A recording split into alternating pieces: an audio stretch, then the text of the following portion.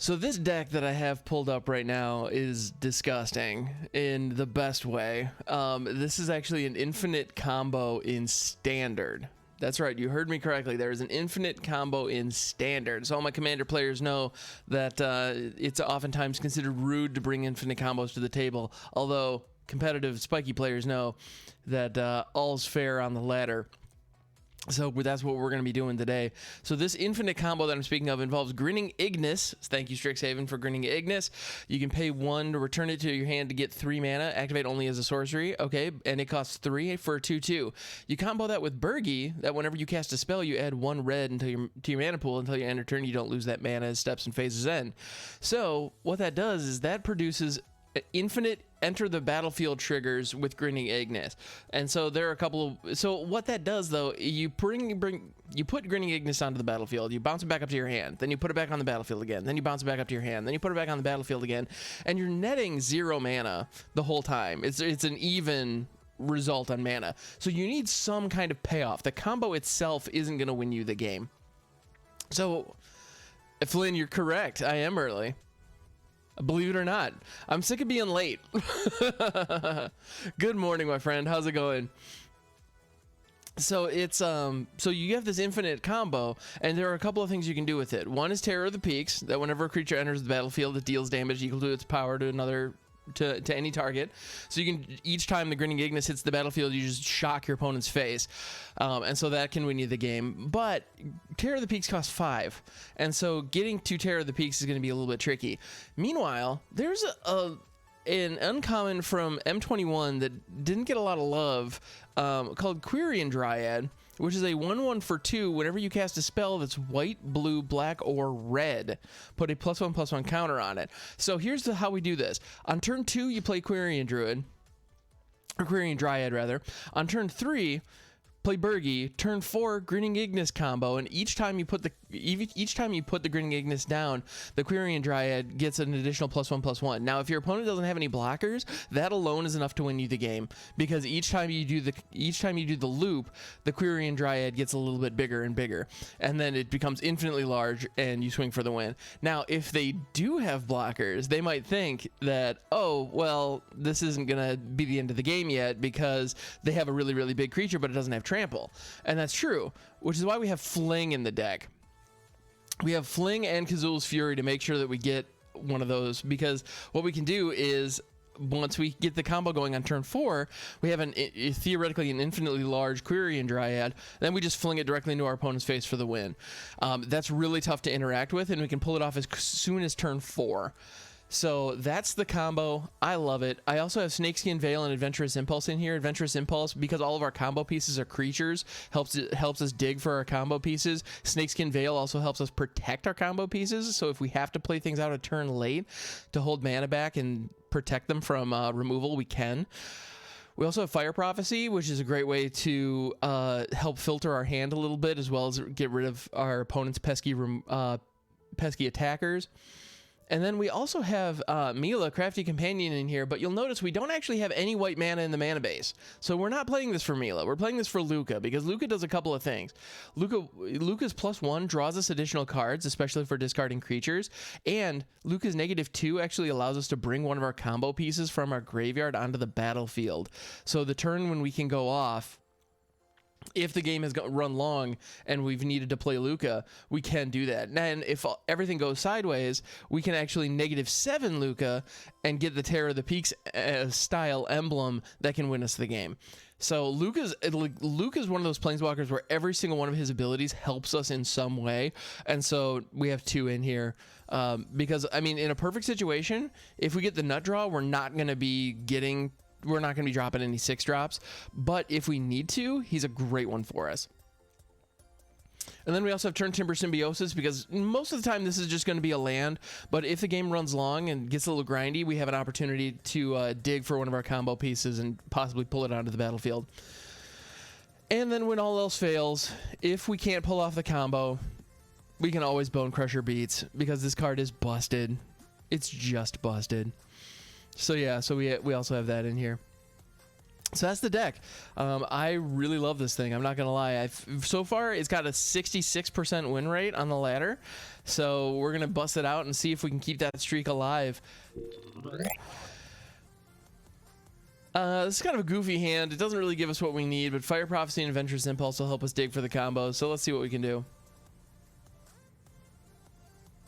But yeah, Duo, I decided to try a little bit early. Play Pioneer Preliminary in an hour on MTGO. Nice! Very cool. That rules, man. Let's go ahead and keep this.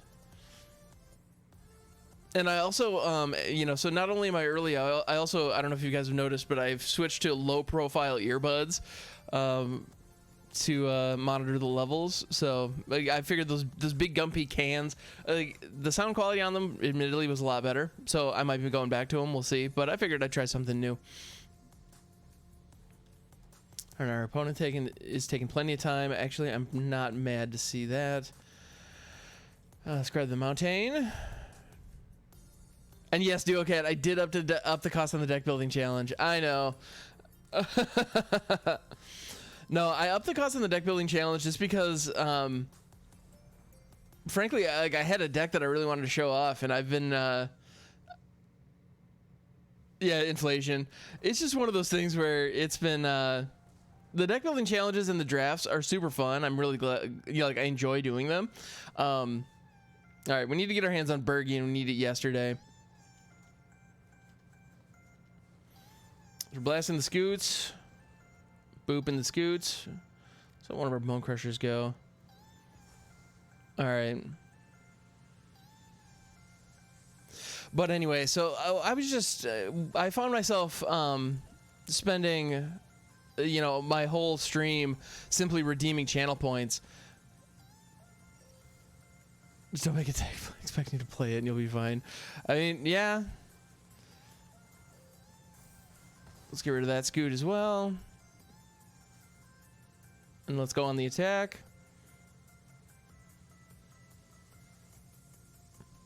Yeah, but what's the point in making a deck if you're not going to play it? You know? They're actually running the Kazuul Nectar pod. That's interesting. Migration Path. All right, I'm really glad that both those scoots are gone.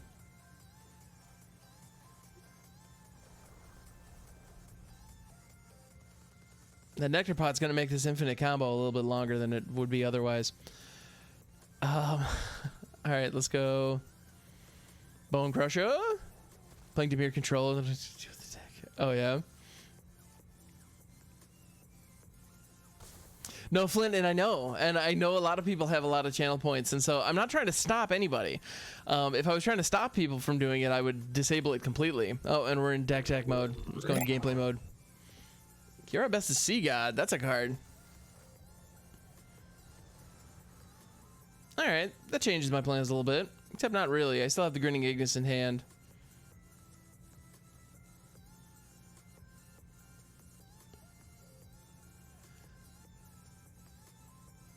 I can't believe that thing has hexproof on top of everything else. That token is phenomenal.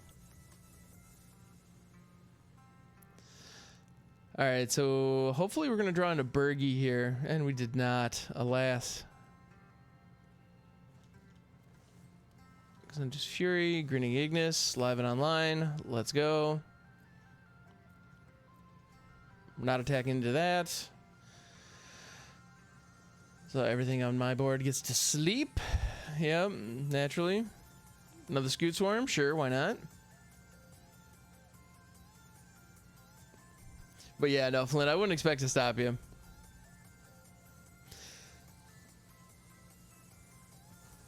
No, and thank you guys for being here. I like it. She was wearing a mask.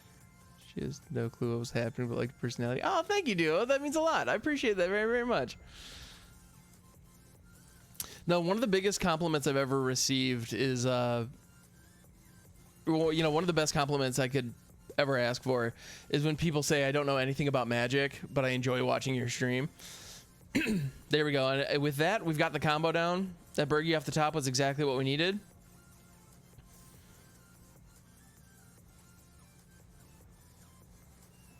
Now the Quirion Dryad, we're going to do this loop for a while.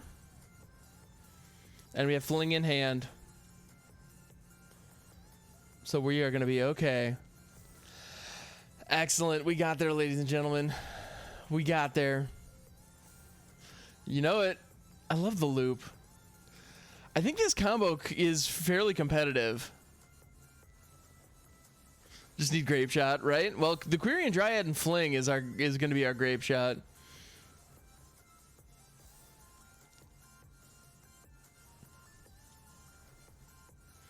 Yeah, because the Quirion Dryad's getting just increasingly large. And I'm actually going to go ahead and so I could stop at 23, but I'm just going to assume our opponent has a Revitalize in hand. And so I'm going to go a little bit more.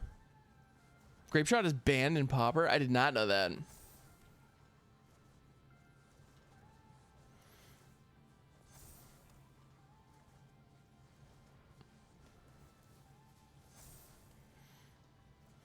And so this loop is a little rude. Oh, they don't have priority. You're right. Okay.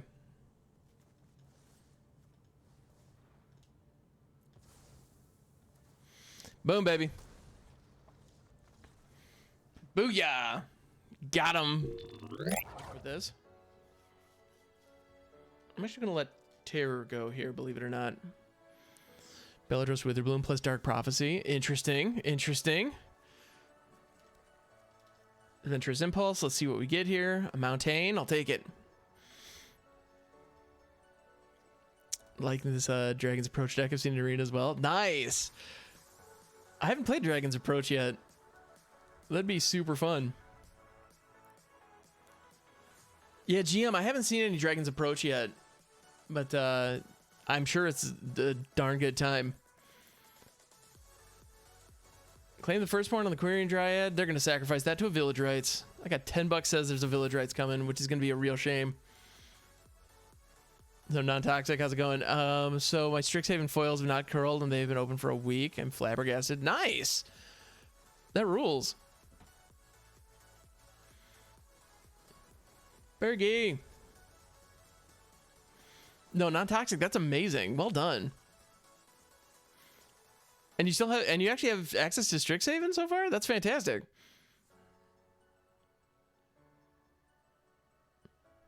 Yeah, how did you get your hands on Strixhaven already? I don't think it's officially released in paper for another week or so. 2 set boosters last Friday. Nice. Another Birgi.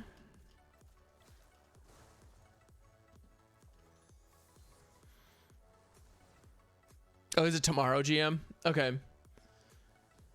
Oh, geez, I could buy them, so I did. Hey, oh, no complaints. I would do the same. I can currently working next to the Acid Bog Bellatrix with the Bloom deck. Nice. Great, that's fantastic. I love it.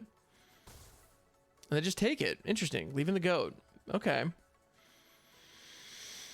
Can get the commander deck. That was strange. That's, yeah, that is interesting, non-toxic. And Rankle is going to force me to sacrifice Birgi. That's mildly annoying. Except for the mildly part. It's actually quite annoying. And they're going to have to sacrifice the goat, which they don't care about. Because that was the sacrificial goat to begin with. Oh, and I'm in gameplay mode. Or deck tech mode, rather. Ah, much better. All right.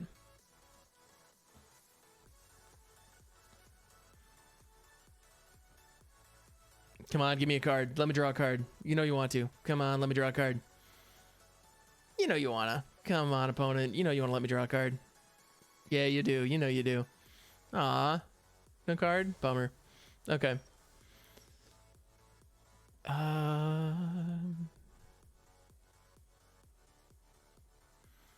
Not loving our options here.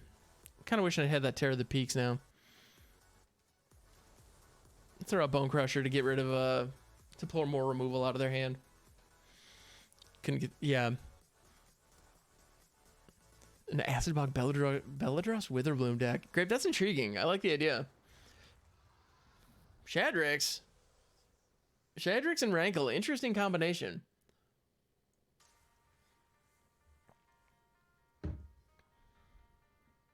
Bellatrix with him, life gain, life lost deck. Nice. This game is a Shark Typhoon War. No. Oh no. Dual Cat, you got it. You can come out on top. I know you can. You're creating an inkling they're buffing my Bonecrusher. Interesting. So Dark Prophecy, whenever a creature you control dies, draw a card, loses 1 life. Oh, this is actually really cool tech. So they're creating the inkling, they get to sacrifice it, and my stuff gets buffed, but they don't care. Interesting. This is cool. I'm actually really digging what our opponent's doing here. Adventurous Impulse, show me something. I don't even know at this point. Another Bonecrusher, sure, why not? That's actually going to give me the opportunity to kill Rankle, which I'm going to take. So Dark Prophecy, whenever a creature you control dies, you draw a card and lose 1 life. Oh, nice.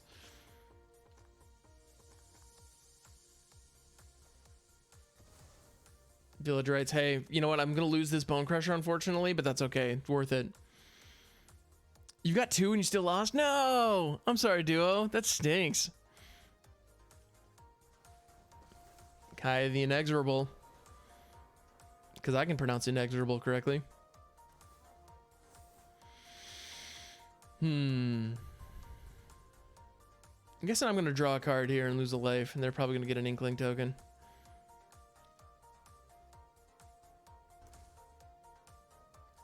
Oh no, my creatures are going to get buffed, because I don't have creatures to get buffed.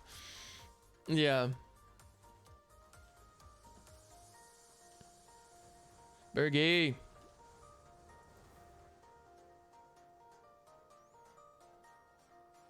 Death Greeter and Essence Warden? Oh, how does that work?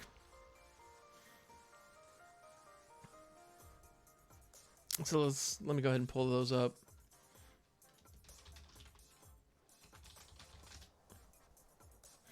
Death Greeter, whenever another creature dies, you may gain 1 life. Oh, nice.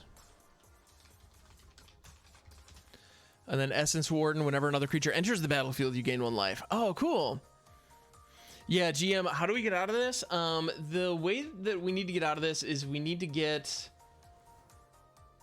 Well, we need to not have our Birgi get ripped apart. I think we lose this, actually. I think is what ends up happening, GM. But, so... What I was hoping for is actually a Terror of the Peaks, because if Birgi had survived and we got a Terror of the Peaks down, we'd be able to Grinning Ignus loop and potentially win that way. But alas, it is not to be, because they're running a hard control game on us. Yep, and Aria, yeah. Yeah, and they're actually using Shadrix to pretty good effect. So that's kind of cool. I like to see Shadrix getting some love. Shadrix or Shadrix or however you pronounce that. Zulbul Cutthroat and Blood Artist. Oh, nice. Yeah, so great. You're running the full-on aristocrats nonsense. I love it.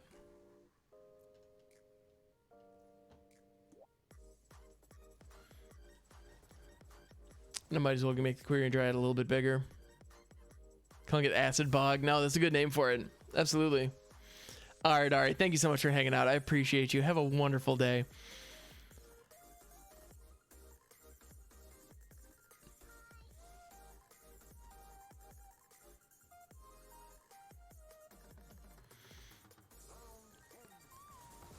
Farewell, Ignis. It's been a pleasure.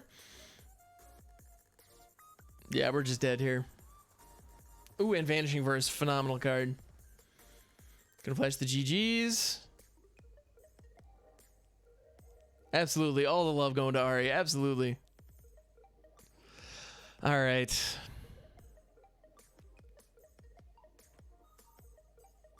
Giving a new card some love. Exactly. Now, Vanishing Verse is fantastic. It's a great card. It's a great card that I don't see that often. So I love the fact that our opponent here is actually really leaning into Strixhaven. So you know what? I'm not even mad. I'm not mad at all. That was some cool tech that our opponent busted out there.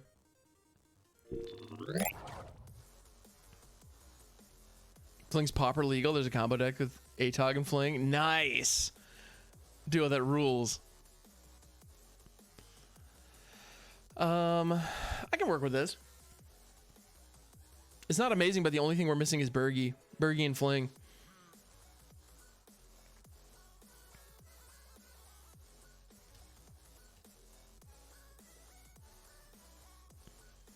And to be honest, we don't even really need Fling. Adventurous Impulse. I'm not seeing Birgi, unfortunately. So I'll take the land here. Sack all the artifacts and fling a tog. GG's. Nice. The rules.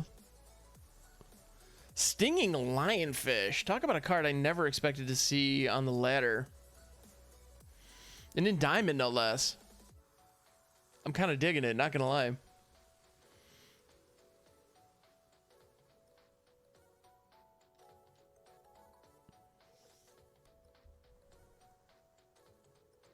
Oh, and here I am in deck tech mode again. There we go. Stinging Lionfish meta win. Not soon enough, Piggles, that's for sure. So Stinging Lionfish, whenever you cast your first spell during each opponent's turn, you may tap or untap target non-lane permanent. Interesting card. Very interesting card.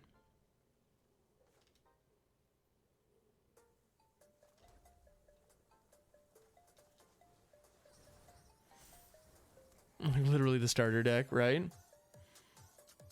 And I'm not going to attack here because I want my Quirion Dryad to survive. And if they had like an opt or something, they would have been able to untap Stinging Lionfish and block. Fish Travel would be a good deck, right? No, Pickles, I do too. I think that'd be fantastic. Arcanist Owl. Okay, so they're going for the mono blue.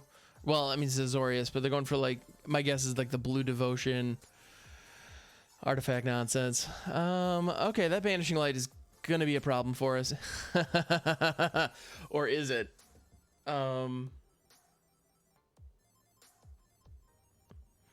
Okay, we do have to play around that Banishing Light a little bit. What fish and standard when, right?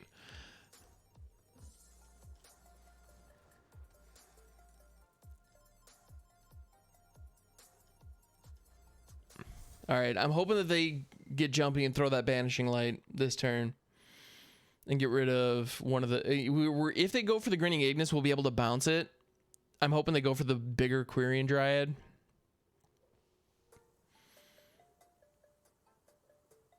And I don't want to bounce the Grinning Ignus this turn. Okay, cool. What's it going after? We're going after the Quirion Dryad. Perfect. I can live with that.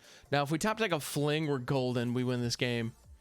Assuming they don't have any counter spells, which is a big assumption, to be fair.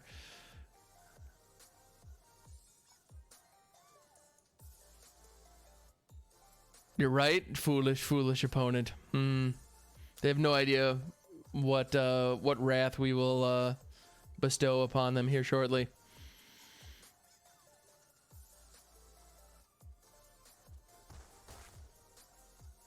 Boom, boom. Fair enough. Dang it, you're not the Fling I needed.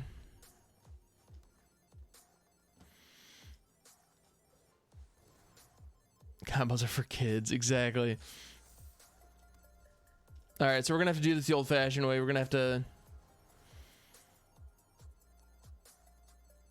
bludgeon our opponent, but they're getting priority. That's a problem. Not only because that means they have something in their hand, but that also means this is gonna take a while.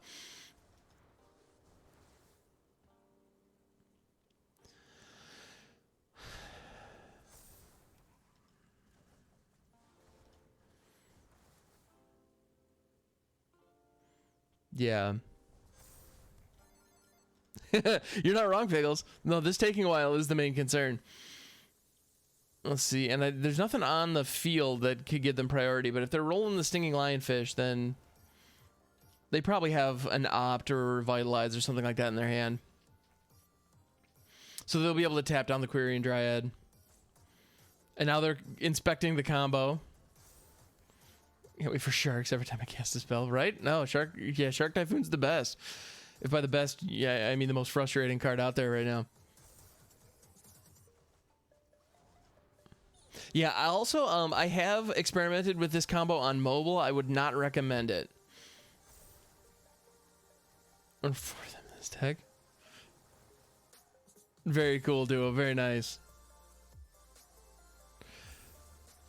So wait a minute, what could you remind me what format is this tournament that you're going to be playing in?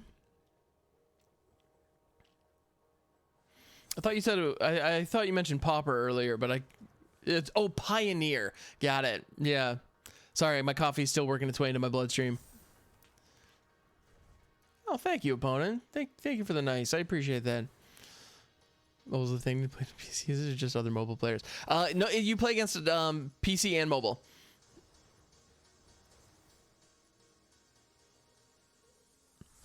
But yeah, Pickles, mobile's a thing now. Yeah. And it actually runs fairly smoothly.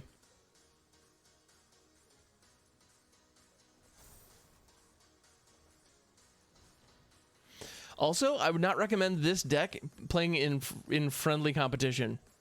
Not as good as Eternal Mobile. I mean, you're not wrong. Time to craft a Scoot Swarm deck. I'll make a portable toaster. Nice. Oh yeah, you could boil an egg on your phone with running that combo.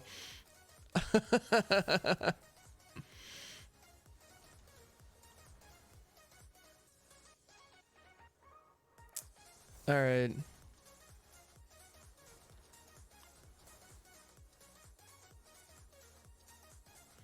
Yes, rip Pickle's phone, exactly.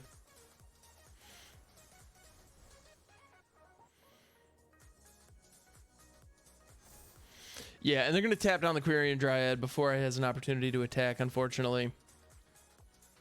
But c'est la vie.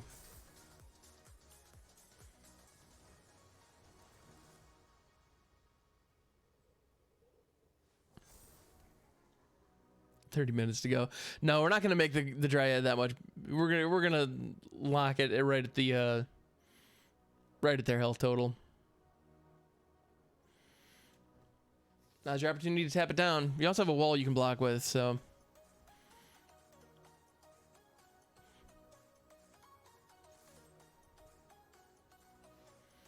All right, so they chose not to tap it down. Interesting. Interesting. Karamesh's Blessing on the wall. Gonna give it. Did I give it indestructible? We're gonna tap down Birgi. All right, that's fine. Gonna make it a 2/6. All right, that does not give it indestructible though because it's not an enchanted. So really, all that it was a Karamesh's Blessing. Hey, Let It Dig. How's it going? Good morning. Welcome, welcome.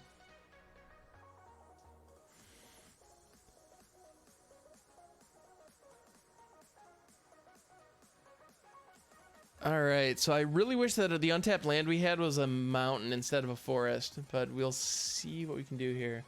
Brine Giant. Wow, that's a card I haven't seen in a while. Brine Giant and Eidolon of Philosophy. I am not stressing this. Okay, cool. Fire Prophecy of the Owl. Get that thing gone. Turntimber Symbiosis go.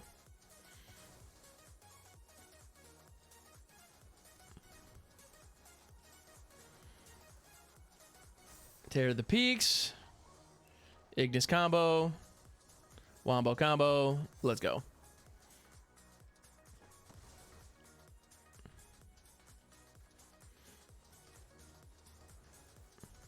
And I'm going after the creatures just because it's going to be a lot faster than going after their face.